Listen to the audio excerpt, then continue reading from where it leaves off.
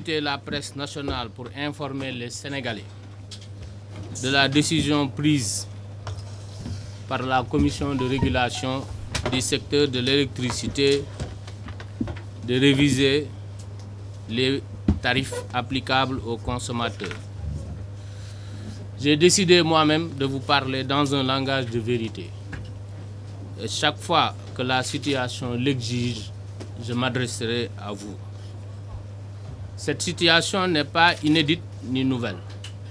Nous avons connu dans le passé un contexte mondial qui avait exigé une révision pareille du prix de l'électricité. Donc rien de nouveau, cette précision me semble importante. Le gouvernement du Sénégal s'est toujours opposé à une révision brusque des prix de l'électricité, supportant ainsi toutes les conséquences sur le plan micro et macroéconomique. Ce fut une mesure sociale. La subvention de l'électricité a coûté 318 milliards de francs CFA à l'État du Sénégal. Aujourd'hui, le réajustement des tarifs est inévitable. Toutefois, il faut reconnaître qu'elle n'est pas généralisée, car les consommations domestiques ne sont pas directement concernées. Pour rappel, en 2016, certains pays voisins avaient révisé leurs tarifs d'électricité. Je citerai le Ghana, le Mali, la Guinée, la Côte d'Ivoire et la France même envisage de le faire. Cette tendance donc s'est imposée presque à tous les pays producteurs de pétrole ou de gaz et même non producteurs. Le Sénégal, qui est dans le même environnement économique, ne pouvait plus continuer à éviter l'évidence et la vérité des prix. Le réajustement s'impose à tous. Alors, même si nous avons choisi de faire des aménagements pour des raisons sociales, contrairement à d'autres pays. C'est pourquoi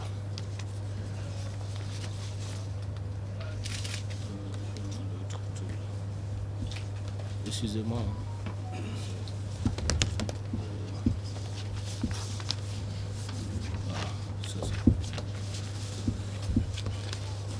C'est pourquoi la Commission de régulation du secteur de l'électricité, conformément aux dispositions de la loi 98-29 du 14 octobre 1998, en son article 28, a approuvé par décision numéro 2019-48 du 19 avril 2019 la nouvelle grille des tarifs de l'énergie applicable à la clientèle de Sénélec. Ces tarifs seront appliqués sur les consommations d'électricité à partir du 1er décembre 2019. Par conséquent, l'application de cette nouvelle grille ne concernera que les factures à payer en janvier 2020 pour les clients facturés mensuellement et en février 2020 pour les clients qui sont facturés par bimestre, dont la plupart sont des clients domestiques. Elle impactera cette clientèle domestique qui, je le rappelle, à fin 2018 est à 1 131 053, comme suit.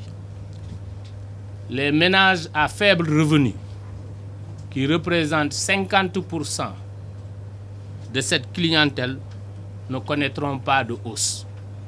Ça veut dire 611 203 ménages ne verront pas leur facture d'électricité connaître une hausse. 300 000 clients domestiques auront une hausse de 2,7%.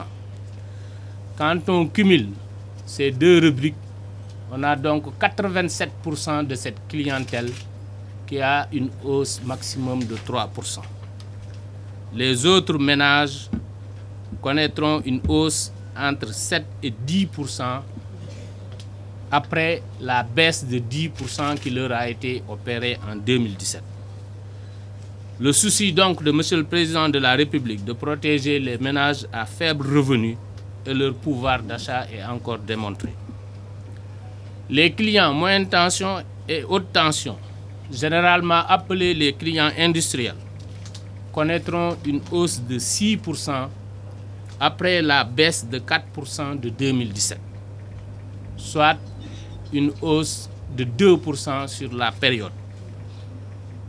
Ce qui est supportable au regard de la continuité et de la qualité de service qui leur est fournie si on compare à la situation d'avant 2012 et du niveau de hausse opéré dans certains pays, comme nous le rappelons, la plus faible hausse pour ces mêmes clients dans nos voisins est de 3%.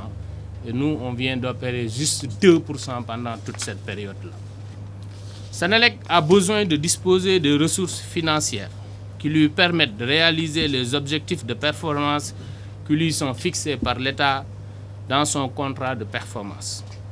Les objectifs de performance sont essentiellement la fourniture d'une énergie suffisante à moindre coût, le développement des réseaux pour raccorder un nombre déterminé de clients chaque année. Je rappelle que le président nous a fixé comme objectif l'accès universel à l'horizon 2025. La fourniture d'électricité dans des conditions de qualité fixées. Les ressources nécessaires pour réaliser cette mission qui forment le revenu de Senelec sont déterminées et évaluées régulièrement par la CRSE sur des périodes tarifaires de 3 ans. Lorsque Senelec ne réalise pas les objectifs fixés dans son contrat de performance, des sanctions lui sont appliquées par cette même commission. Les ressources nécessaires à la réalisation des objectifs de Senelec se répartissent comme suit. 70 à 80% pour les achats de combustibles et assimilés. 20% pour les investissements dans la production et le réseau. 10% pour les autres charges de gestion, dont les salaires. Le revenu de Senelec est ainsi tiré de 2 sources possibles. Les recettes issues de la vente d'électricité, donc des tarifs appliqués aux consommateurs, et la compensation versée par l'État. Je rappelle juste que le réajustement tarifaire n'augmente pas le revenu de Senelec.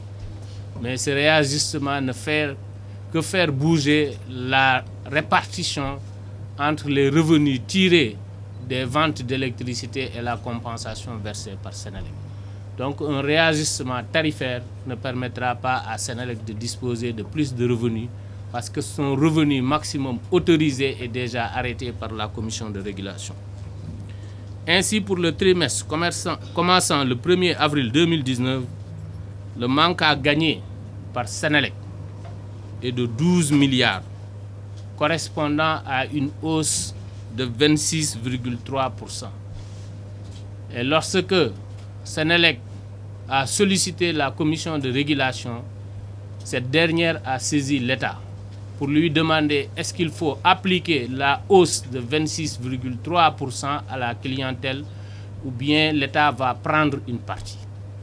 Le gouvernement a accepté de prendre en charge les 20% de la hausse, ne répercutant que les 6% en moyenne à cette clientèle.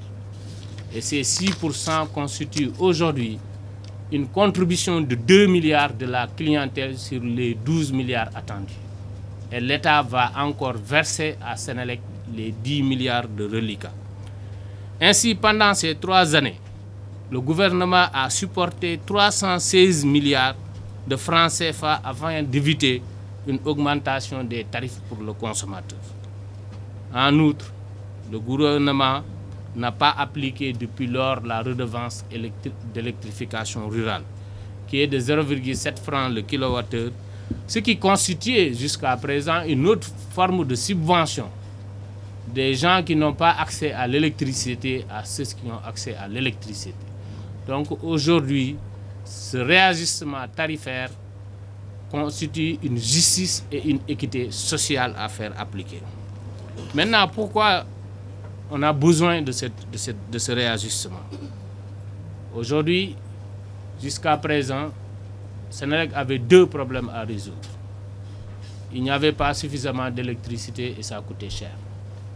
Le problème de la disponibilité de l'énergie est définitivement résolu.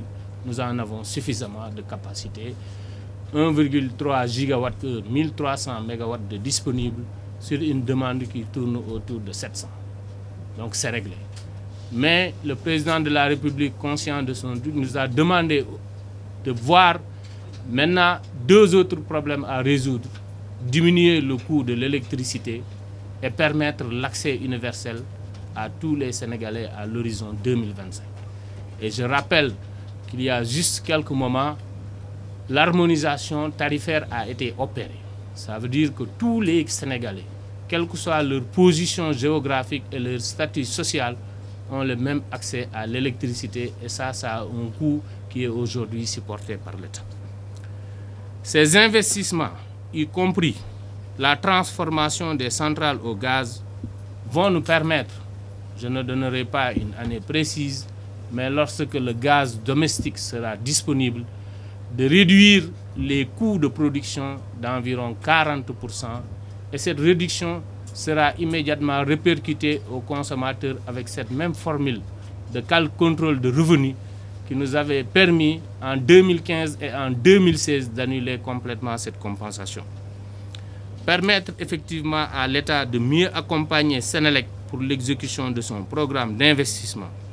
En effet, en réduisant la subvention, l'État disposera de plus de ressources pour l'électrification rurale et les autres projets nécessitant des garanties dans le cadre de l'accès universel et de notre programme ambitieux de gaz to power. Permettre enfin à l'ASER de disposer de revenus pour réaliser ses projets d'électrification rurale et améliorer l'équité territoriale.